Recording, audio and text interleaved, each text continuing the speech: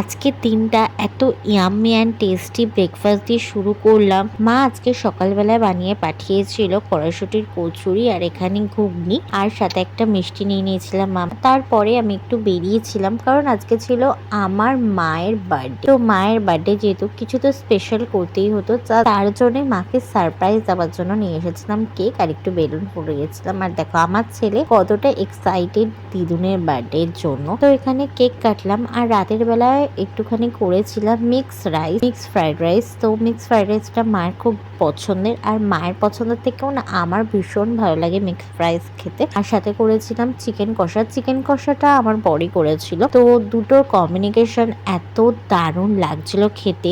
আর শুধু আমি না, আমার বর, আমার শাশুড়ি, শ্বশুর সবাই পছন্দ করে এই মিক্স রাইস খেতে। আর এর মধ্যে আমি শ্বশুরেরটা ডিম ছাড়া বানিয়েছিলাম আর আমাদেরটা ডিম চিকেন সবকিছু দিয়ে বানিয়েছিলাম। আর সাথে ছিল রায়তাটা কিন্তু খুব ভালো খেতে, তোমাদের এর আগেও বলেছি। তো আজকে ভিডিওটা কেমন লাগলো অবশ্যই জানি, ভালো লাইক করে দিও। টাটা, দেখো নেক্সট ভিডিও। অবশ্যই চ্যানেলটা সাবস্ক্রাইব করতে ভুলো না।